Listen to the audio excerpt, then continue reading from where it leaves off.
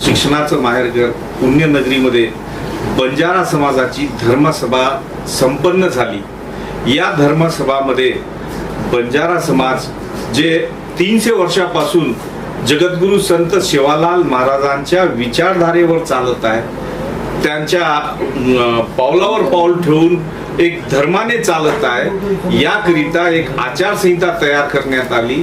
आणि या पुण्यनगरीमध्ये जर आपल्याला बापू सेवालाल महाराजांचं जे आमच्या बंजारा समाजाचे दैवतात, आम्ही त्यांना दैवत समजतो, त्यांचं मंदिर कसं बांधायचं आणि इथे बंजारा भवनसाठी महाराष्ट्र शासनाकडे पाठपुरावा करून बंजारा भवन सुद्धा बांधायचं, याकरिता आणि राष्ट्रहिताकरिता धर्मजागरण बंजारा समाजामध्ये धर्मजागरण करायचं, हे आजच्या धर्मसभेच्या मागचा उद्देश होता। निश्चितच या पुण्यनगरीमध्ये बंजारा समाज या 4 स्टेट मधून आलेला आहे।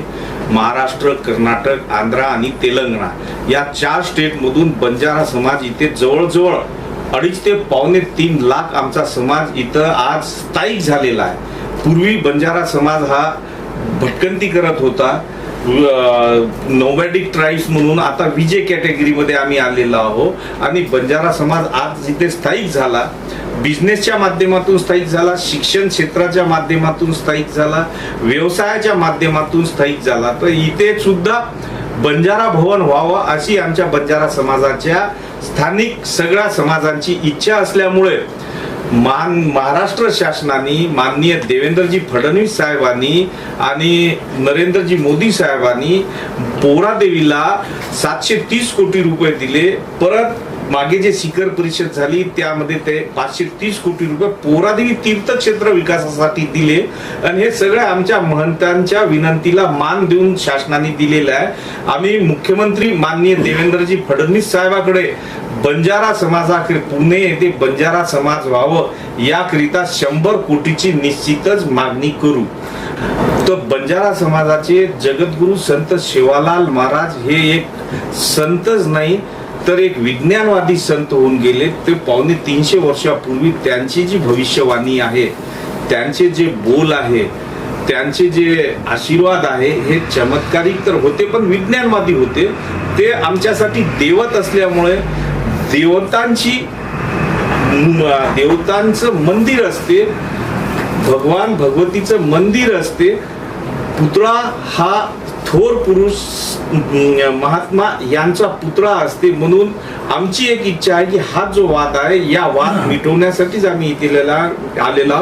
गैर जे आहे ते सुद्धा आमचेच आहे, त्याच्यामुळे ते सुद्धा आमचे आहे आणि त्यांनाही आम्ही सूचना करू की हा वाद मिटून इथे मंदिर कसं होईल यासाठी आम्ही प्रयत्न करणार आहोत। जितेंद्र महाराज संत सेवालाल महाराज यांच्या 5वी पिढीतून आणि आम्ही सुनील महाराजांनी सख्खे चुलत भाऊ आहोत। आम्ही गेल्या काही वर्षापासून संत सेवालाल महाराज यांच्या नंतर धर्मगुरू रामराव महाराज हे देशामध्ये प्रचार प्रसार करत होते धार्मिक, यानंतर रामराव महाराज गेल्यानंतर आम्ही संपूर्ण देशामध्ये समाजामध्ये वेगवेगळ्या विषयावरती काम करतो धर्मपीठावर। आज पुन्हा येथे धर्म परिषद होती, याचा एकमेव उद्देश होता की या पुण्यनगरीमध्ये संपूर्ण देशामधनं काही लोक राहायला येऊन स्थायिक झाले कामानिमित्ताने आणि फार मोठ्या प्रमाणात आमची या ठिकाणी लोकसंख्या आहे। इथं विविध विषय होते, एक पुतळ्याच्या विषयावरून काही दिवसापासून इथं मतभेद चालू होता।